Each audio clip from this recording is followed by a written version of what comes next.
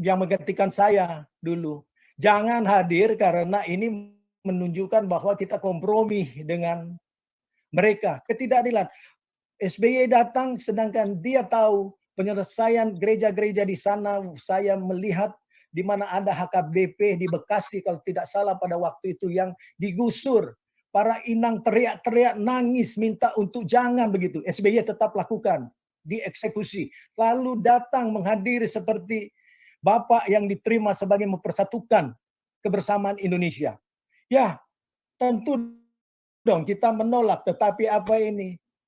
Para pengurus ini karena adanya orientasi mereka merasa bangga bisa bertemu dengan pemerintah, apalagi dengan presiden. Kalau kita bukan tujuan untuk ke sana, minta keadilan. Kalau itu salah, tetap kita nyatakan salah. Kalau benar juga kita support. Jadi saya kira itu, mari kita satukan Ya, visi.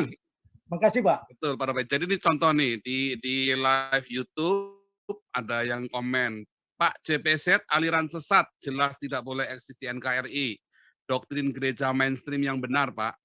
Aliran yang buat doktrin sesat harus ditutup. Nah, kalian itu Kristen itu minoritas, jadi kalian sesat. Tahu nggak Pak Z. Apriade Uli? Jadi pola pikirmu itu nggak beda sama Kadrun. Karena orang Islam itu mayoritas di Indonesia, berarti kalian sesat, berarti kalian nggak boleh eksis di NKRI. Itu maksudnya. Ada kalian sesat orang Kristen, kalian minoritas. Kalau ukuranmu adalah yang mainstream dengan yang minor, maka kalian semua orang Kristen sesat. Kalian nggak boleh ada di Indonesia.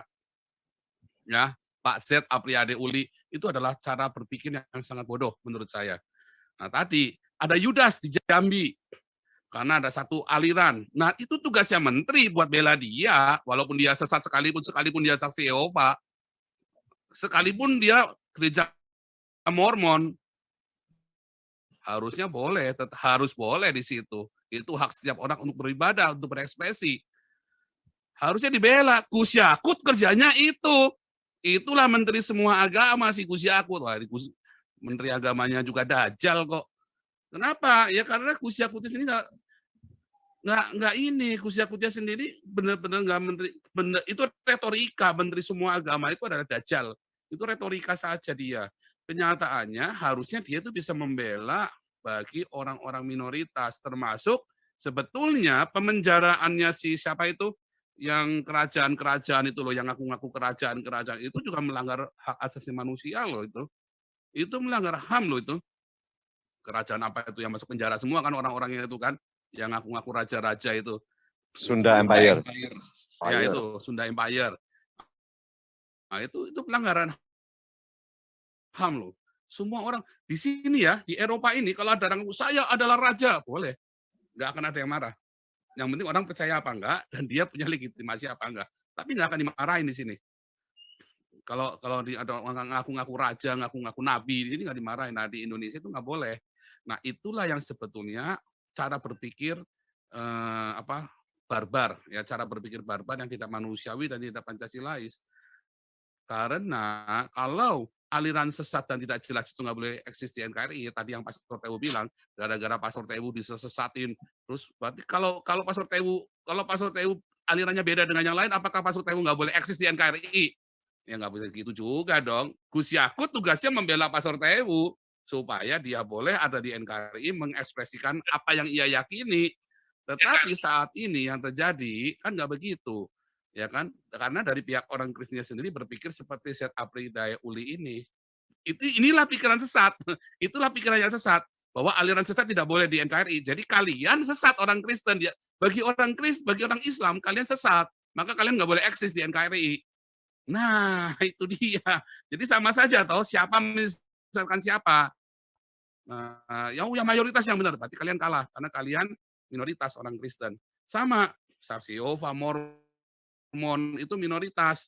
Ya, minoritas dari antara orang Kristen minoritas. Berarti mereka nggak boleh eksis di NKRI. Wah, itu adalah ajaran yang sesat. Itulah kesesatan yang sebenarnya. Bukan menjadi saksi Yehova sesat, Mormonnya sesat. Kalian yang beranggapan bahwa saksi Yehova dan Mormon serta Pastor Tewu itu sesat, justru kalian yang sesat. Terus Pastor Tewu nggak boleh ada di NKRI, nggak boleh ngajarkan ajarannya beliau. Kalian sesat. Dan itulah tugasnya Gus Yakut untuk membela Pastor Tewu.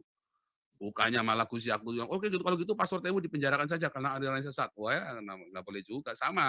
Termasuk di Jambi, walaupun dia ada Yudas di sana, itulah tugasnya Menteri Agama untuk bela dia, dan dia tanya, kenapa kamu sakiti dia, saudaramu sendiri? Nah, si Gus Yakut ini sebagai bapaknya, sebagai menterinya semua agama bilang, nggak boleh dong ngomong gitu. Saya tetap, kalau perlu langsung EME dikeluarin. Kalau perlu kan begitu. Nah, sama GKI Yasmin. Kalau hukum itu sudah ada, ya, mau terjadi pertumpahan nanti diprediksi, saya bilang tidak akan terjadi pertumpahan darah. Kalau memang itu diniatin, nyatanya Habib Rizik ditangkap nggak pertumpahan darah, Habib Rizik ditangkap nggak pertumpahan darah karena sudah disiapkan. Masalahnya niat apa nggak pemerintah? Karena Jokowi nggak punya titik. Nah begitu saja nggak berani. Begitu saja. Jokowi nggak berani, ya kan?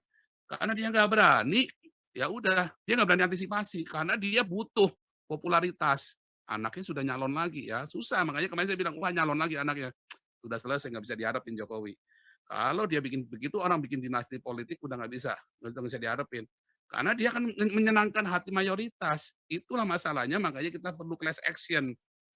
Itu yang jadi masalah. Saya kira begitu ya. Ini mungkin teman-teman, sebentar, sebentar ya. Ini kita skip ke